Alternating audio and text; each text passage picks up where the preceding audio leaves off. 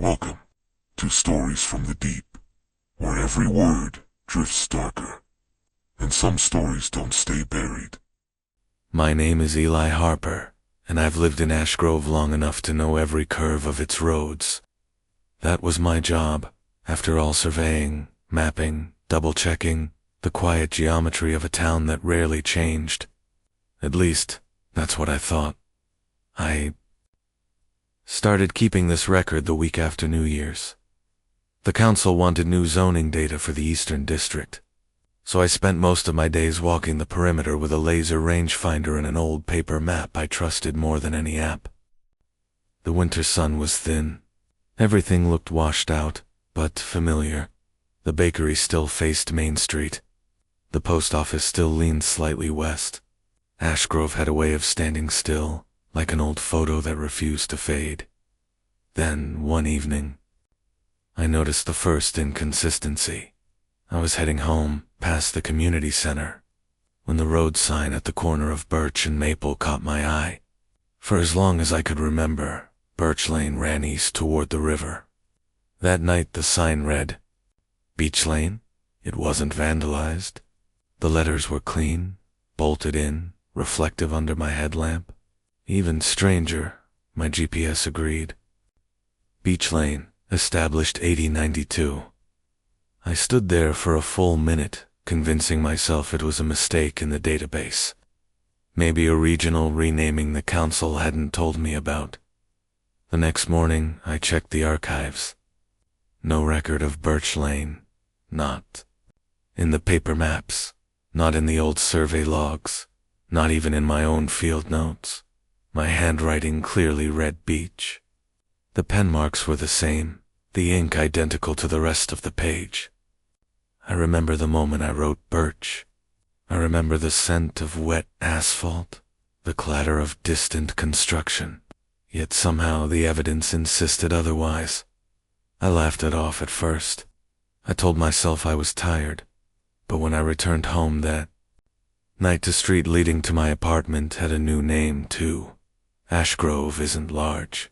You can cross it end to end in 20 minutes if you ignore the hills.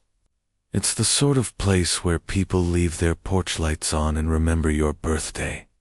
The kind of town that feels immune to change. That's why I noticed every difference. Every tiny glitch that didn't belong at first. The updates were subtle. A park bench shifting positions. A mural changing color. A row of houses suddenly identical down to the cracks in their paint.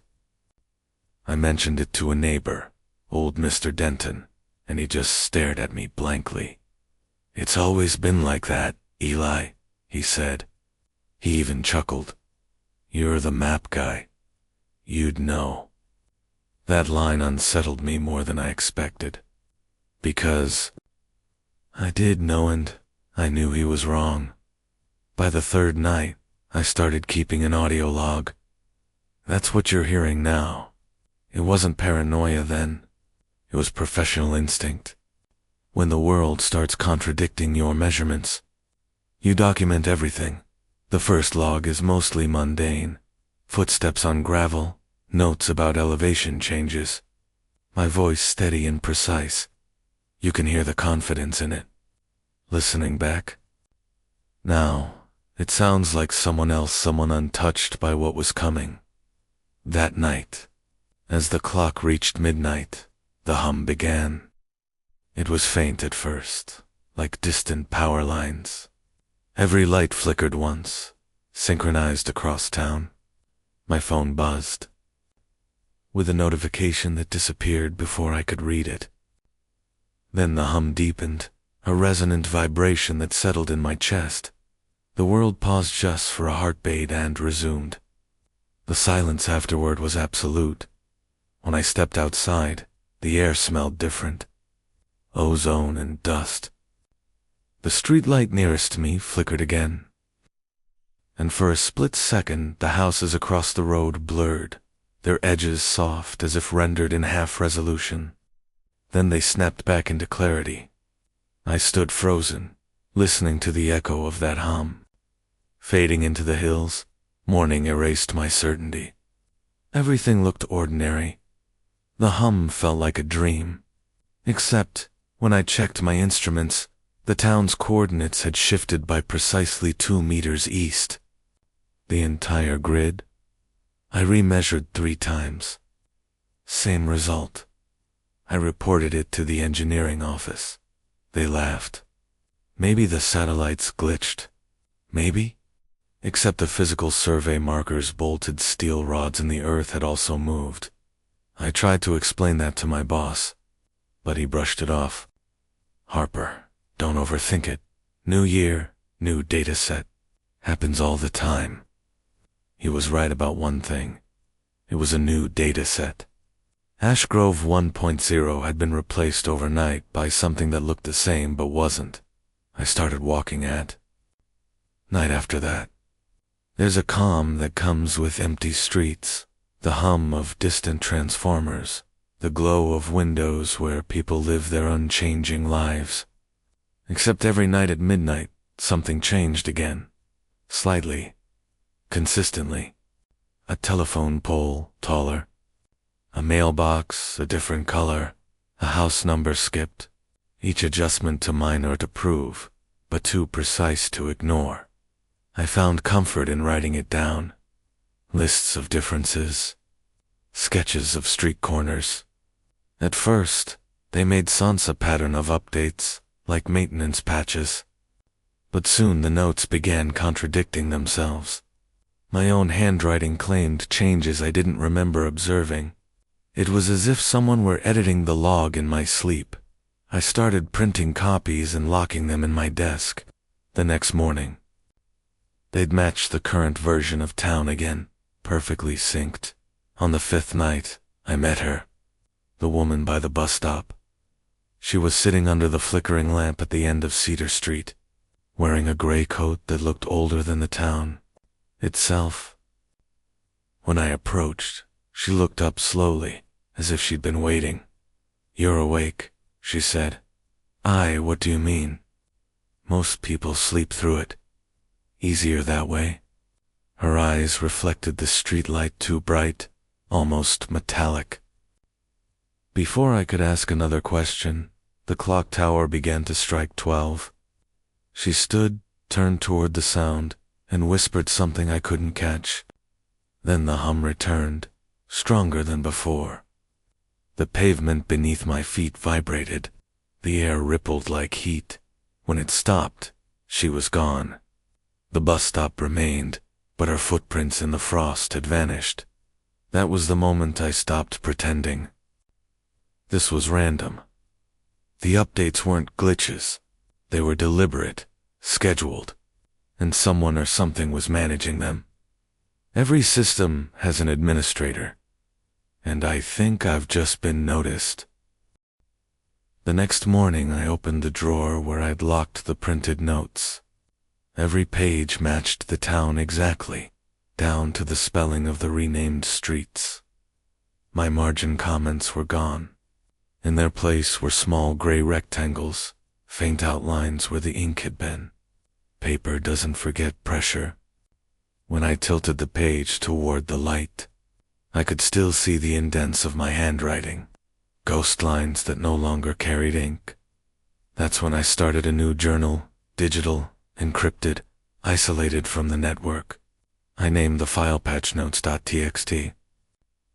It felt like a joke at first, a nod to my own creeping paranoia. But jokes fade fast when the punchline starts answering you back. That night, while copying over the old notes, the file flickered. I hadn't touched the keyboard, but a new line appeared by itself. Greater than version 1.1 installed successfully.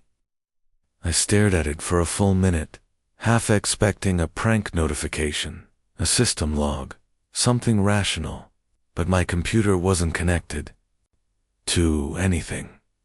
No Wi-Fi, no Bluetooth, nothing. I deleted the line.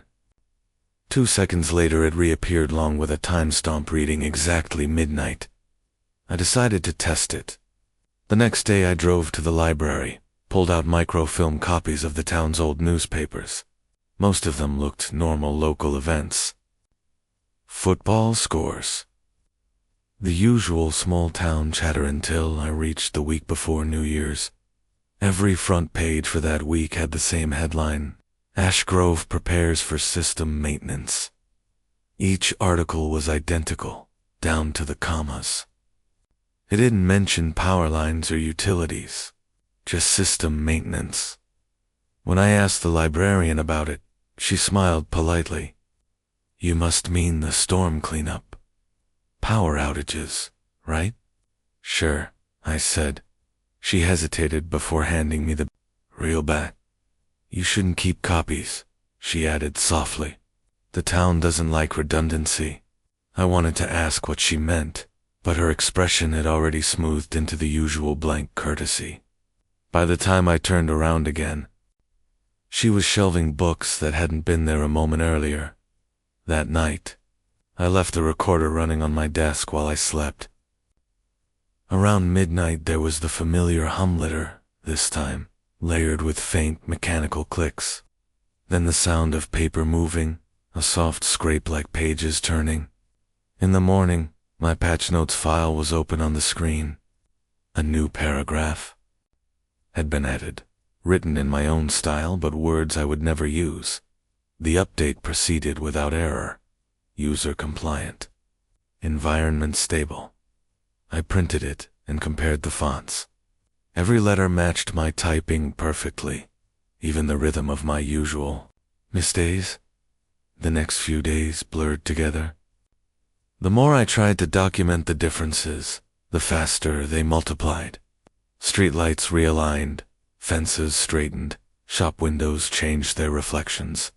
People began repeating certain phrases, small talk looping exactly the same way each time we met.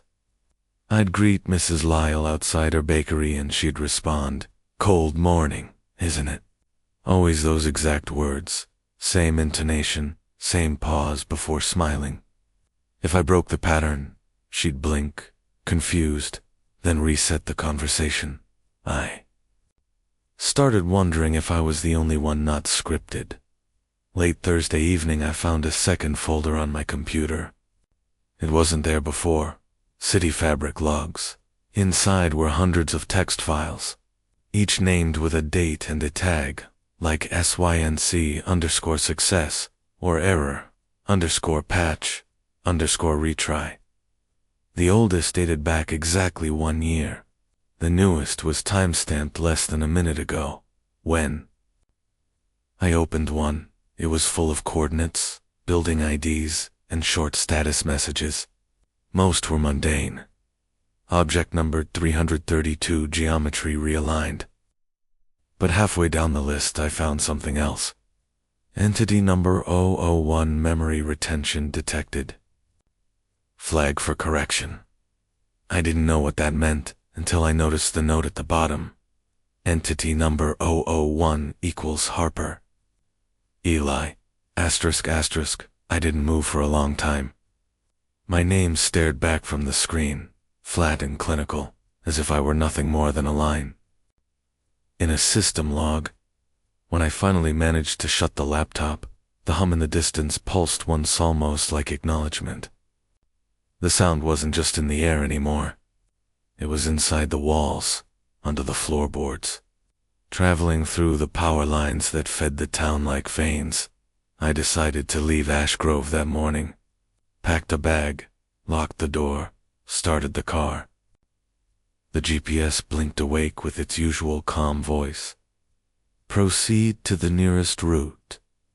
Except there was only one route in infinite loop that circled back to my address no matter which direction I turned. I drove 4 hours.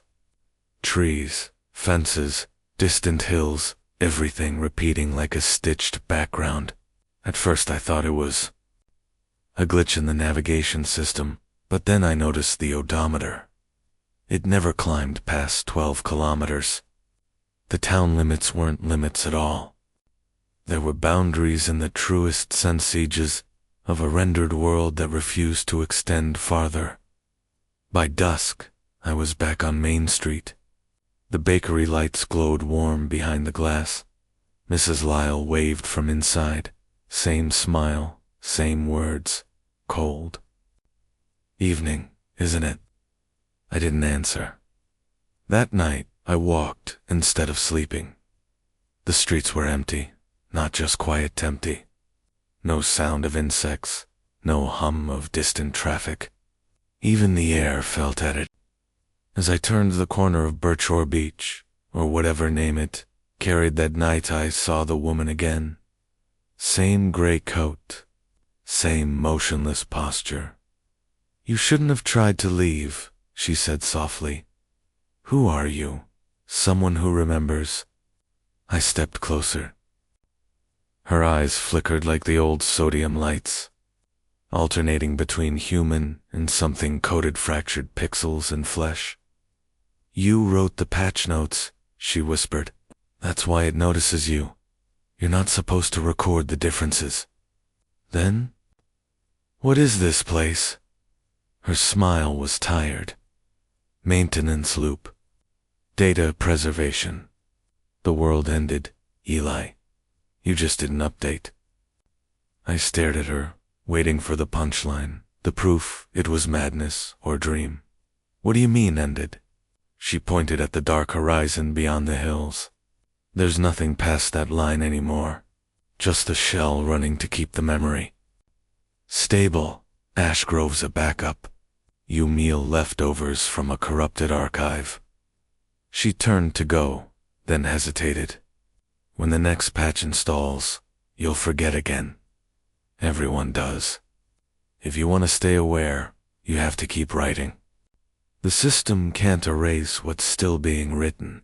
And then she walked into the mist, vanishing as the hum began anew. At midnight, my laptop powered on by itself. The folder City Fabric opened, and new text began typing across the screen. "Greater than? Version 1.2 detected. Initializing rollback protocol." The lights flickered, and for an instant I saw the town outside through the window, its buildings stretching, twisting edges smoothing into polygons before snapping back into shape. A synthetic heartbeat filled the air. I tried to type, to shout over it, to leave some record that I existed. But every word I entered vanished, letter by letter, replaced by a single line. "Greater than user non-compliant. Flag 4. Reset." I blacked out. When I woke up, sunlight poured through the blinds. The town was quiet again. My laptop showed a blank desktop. Folder named City Fabric. No logs. My printed pages were gone. For a while, I thought I'd dreamed it all until I checked the map pinned to my wall. The title at the top now read, Ash Grove 2.0. And, in the lower right corner, were the surveyors. Signature should be, there was my own name. Section 3, Echo, builds the logo on the town map, kept catching the morning light. Ash Grove 2.0. The letters embossed in metallic ink that shimmered when I moved. The old map had been flat, printed, ordinary. This one felt almost alive, as if it breathed with the room's quiet rhythm. I tried to remember printing it, but the memory refused to align. There was a gap 5 hours unaccounted for in my audio log, a perfect stretch of static that swallowed whatever happened between the last hum and dawn. I called my boss to report in. His voice sounded processed? Like an audio file running through too many filters. "Eli," he said, clipped and cheerful. "Good to hear from you. The updates are coming along nicely." "What updates?" I asked. A pause. "Then everything's in sync. That's what matters." The line went dead. At first, I thought I'd been fired. Then, I realized the company's website no longer existed. My email login redirected to an error page filled with unreadable symbols that almost resembled coordinates. I copied them down. Each coordinate pointed to a location inside Ash Grove. The school gym, the clock tower, the reservoir. When I plotted them all, they formed a perfect spiral. I spent that night walking the spiral route. Every turn felt heavier, slower, as if I were wading through thicker air. By the time I reached the Centron empty lot at the town's edge, the hum had already begun. But this time, it wasn't just sound. It was echo. I could hear voices within it, repeating fragments of conversation, half-finished laughter, even my own voice reading measurements from old surveys. The sound wasn't random. It was layered data, memories compressed into noise. The lot began to shimmer, and for a heartbeat I saw what lay beneath the asphalt. Rows of structures built on top of one another, like versions of the same town stacked. In Recursion Ashgrove 1.0, 1.1, 1.2, each iteration perfectly preserved, each one asleep. That's when I realized the truth. The system didn't just update the town. It rebuilt it again and again, keeping only what it needed. I found one of the echo nodes the next day, behind the abandoned hardware store. It looked like a traffic control box, but when I opened it, the inside wasn't wires or circuits. It was filled with glass discs, humming faintly, their surfaces rippling like oil. When I touched one, the air shifted. For an instant, the street around me dissolved, replaced by another Ashgrove, older, darker. The buildings half collapsed and covered in ash. Figures moved in the distance, blurred and flickering like corrupted footage, and in that version of the town, I saw myself standing at the intersection, notebook in hand, looking back at me. I pulled my hand away, and the vision snapped off. The hum faded. My pulse wouldn't slow down. That night, the same woman appeared outside my door. Her coat was gone. She wore something that looked like a maintenance uniform. The logo on her sleeve unreadable. "You found the echo nodes," she said. "Then you understand what this is." "I understand enough." "You said the world ended. How?" "Bad code," she said simply. "They built too much on top of unstable ground. The world broke. Discount these versions, their reconstruction attempts. Each update repairs what it can. And what happens to the ones that fail? They get archived," she whispered. "Buried under the next build. You've walked through their remains." I didn't want to believe her, but every sound, every flicker of the streetlights felt like proof. "Why me?" I asked. "Why remember it all?" "Because you wrote it," she said. "Or part of it. You helped design the geographic render? You were supposed to forget when the first rollback happened. Something glitched. No, the system keeps trying to sync you." I wanted to laugh, to deny it, but deep down, something in me agreed, some hollow echo of memory too faint to be called my own. "If I'm part of the code," I said, "can I fix it?" Her eyes softened. "You can try, but every time you change, it writes you deeper in." She handed me a small black device, no larger than a coin. Its surface pulsed faintly. "This record's outside the cycle. Keep it with you when the next update runs. Maybe you'll remember more." "More of what? The real end?" That night, the hum began, earlier, 11:57 p.m. I held the coin device in my palm and pressed the center. It grew warm, then vibrated once. The walls dissolved around me. Streets folded in reverse. The town unbuilt itself in layers, revealing hollow frameworks of light and data beneath. Then came the void. Black, something deeper, a space with no sense of distance, filled with whispering static. I saw hundreds of ash groves suspended in it, each one frozen mid-bait, their versions branching endlessly like a coral reef of memory, and above. Them all. A colossal structure, pulsed a shape, made of light and motion, vast and incomprehensible. It looked down at me. Or maybe it was reading me. Entity number 001, memory retention persistent. Escalate to manual review. The hum became a roar, folding into itself, pulling everything toward the core. I screamed not from fear, but from the terrible realization that it wasn't destroying anything. It was backing up. I woke up on my floor, covered in dust. The clock read 3 a.m. The device was gone. Outside, the town was still there but different again. The architecture smoother, simpler.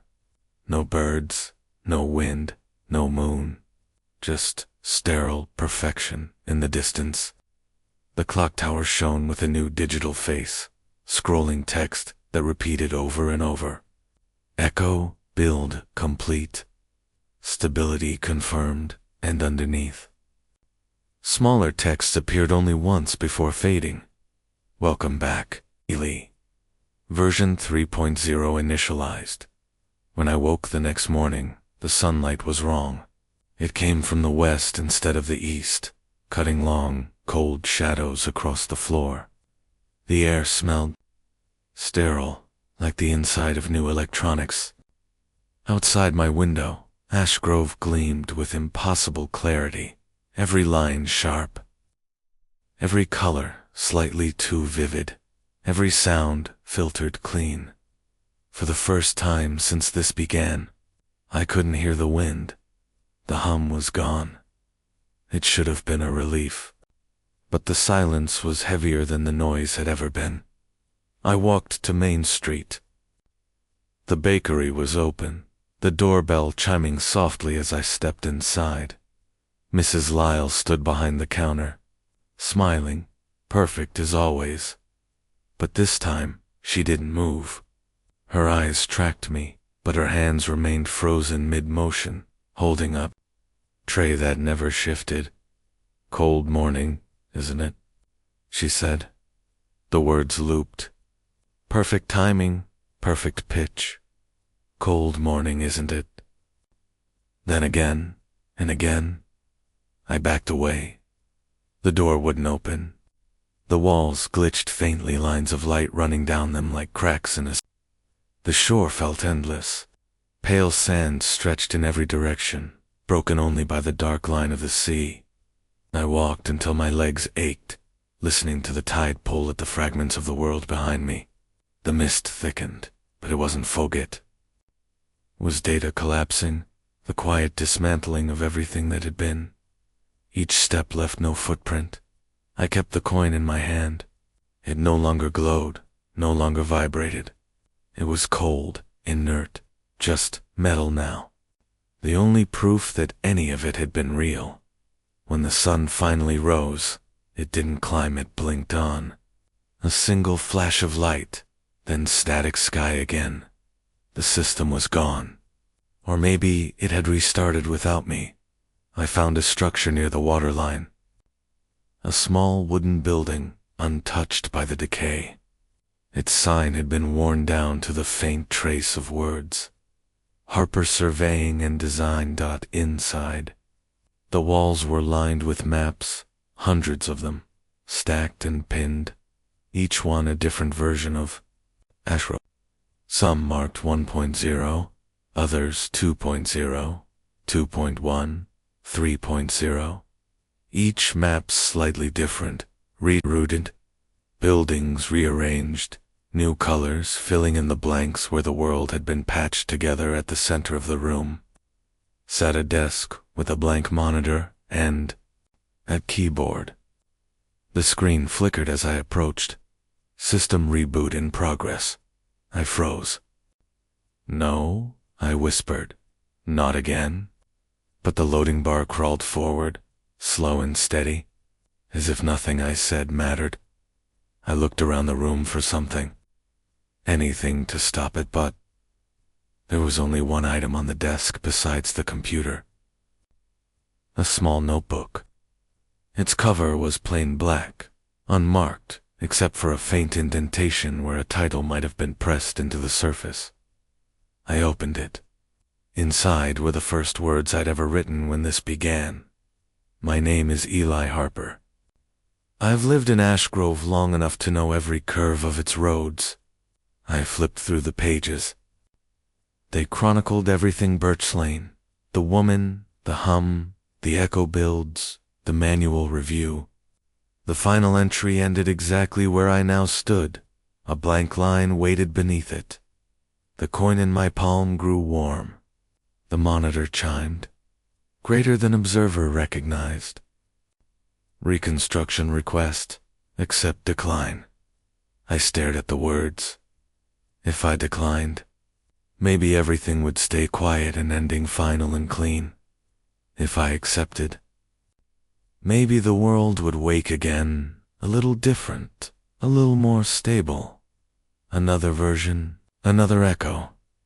I thought about the people in Ash Grove, the endless loops of small talk, the hum of lights that never quite went out. I thought about Mrs. Lyle and her bakery that smelled of memory.